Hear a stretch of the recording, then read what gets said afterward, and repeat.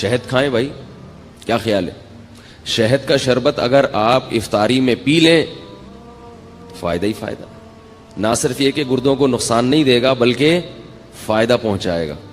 تو آج کل کوئی اتنا مسئلہ نہیں ہے, شہد کوئی اتنی مہنگی چیز نہیں ہے, خالص ہونا چاہیے شہد. شہد کا جو ہے نا وہ پانی میں 2-4 چمچے گھول دیے, اس میں تھوڑا سا لیمن بھی ڈال دیا, اور لیمو ہونا چاہیے, کچھ اور نہ ہو. لیمو کے نام پہ آج کل مذاق بھی مل رہا ہے مارکیٹ میں.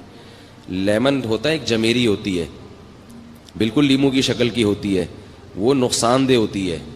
تو آپ نے اس کو بولا بھائی مجھے لیمو چاہیے, لیمو, تو لیمن کا آپ نے تھوڑا سا اس میں ڈال دیا اور شہد بھی ڈال دیا اور شربت. یہ سارے کام اپنے خرچے پہ کرنے, یہ پہلے بتا دوں آپ کو میں, ٹھیک ہے نا؟ ایسا نہ ہو مجھے فون کر کے آپ کہیں کہ آپ نے اتنے اچھے اچھے مشورے دیے ہیں. تو اب لیمو کا بھی, کیونکہ لیمو بھی ٹھیک ٹھاک مہنگا ہوا ہے, شہد تو ہے ہی مہنگی چیز. تو یہ آپ اگر پی لیں گے تو اس سے 2 فائدے ہوں گے. ایک تو سارا دن کی جو تھکاوٹ ہے آپ کی سیکنڈوں کے اندر دور ہو جائے گی. سمجھ رہے ہو؟ فائدے گنے. پہلی بات کیا؟ سارا دن کی تھکاوٹ آپ کی دور ہو جائے گی. دوسرا فائدہ کیا ہوگا؟ لذت اور مزہ.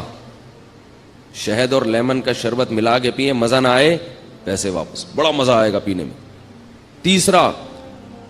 تیسرا فائدہ, آپ کے جسم کا کولیسٹرول بولے نا پگھلے گا, ہینڈسم اسمارٹ ہو جائیں گے, باریک ہونا شروع ہو جائیں گے.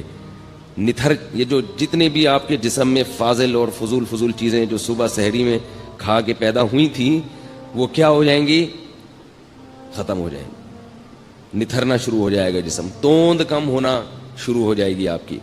سمجھ رہے ہو نہیں سمجھ رہے بھائی؟ اور چوتھا فائدہ کیا ہوگا کہ شہد میں اللہ نے روحانی برکتیں بھی رکھی ہیں. قرآن میں اللہ نے کہا نا فیہ شفاء للناس, تو اللہ نے تعریف کی ہے. تو جس کی چیز اللہ تعریف کرے ظاہر ہے اس میں جسمانی برکتیں بھی ہیں اور روحانی برکتیں بھی ہیں. تو یہ 4 چیزیں, اور پھر آہستہ آہستہ چینی سے جان چھوٹ جائے گی. یہ 5واں فائدہ ہوگا, شہد کی عادت پڑ جائے گی آپ کو کچھ دنوں میں. تو یہ تھوڑے بہت کام کیا کریں. اور اللہ کا واسطہ, یہ جو بازار سے جتنے قسم کے مشروبات آ رہے ہیں, جتنے قسم کے, چاہے وہ بہت اچھی کمپنیوں کے ہوں یا 2 نمبر لوکل کمپنیوں کے ہوں, سب ایک جیسے ہیں, سب نقصان دہ ہیں. جتنے مشروبات کوئی فری میں بھی دے رہا ہو نا, اگر فری میں بھی, تو نہ لیں اس کو. سمجھ گئے کہ ہاں تک؟ البتہ ہمدرد والوں کا جو روح افزا ہے اس کے بارے میں ماہرین کی 2 رائے ہیں. بعض کہتے ہیں وہ بھی کچھ ایسنس ہیں وغیرہ, اور بعض کہتے ہیں نہیں وہ خالص عرقیات کا مجموعہ ہے. تو مجھے اس کی تحقیق, کتنی اہم باتیں ان کو فری پھوکڑ میں بتا رہے ہیں اور یہ قدر نہیں کر رہے بھائی. تو مجھے اس کی پوری طرح تحقیق نہیں ہے. وہ آپ ہمدرد والوں سے پوچھ لیں کہ بھائی یہ 2 نمبر آ رہا ہے, یا جب تک حکیم محمد سعید صاحب زندہ تھے تو 1 نمبر آ رہا تھا, وہ پھلوں کا رس تھا. ٹھیک ہے نا؟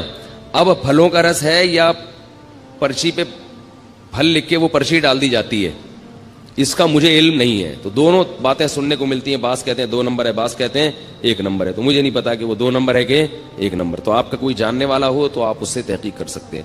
باقی جتنے بھی مشروبات آ رہے ہیں باہر سے, سارے بیڑا غرق کر رہے ہیں. کیونکہ جب آپ خالی پیٹ وہ پیتے ہو ان میں کیمیکلز ہوتے ہیں, وہ کیمیکلز آپ کے گردوں کو فوری طور پر متاثر کرتے ہیں. گردوں کے اتنی بیماریاں, پہلے زمانے میں لاکھوں میں کوئی 1 گردوں کا مریض ملتا تھا.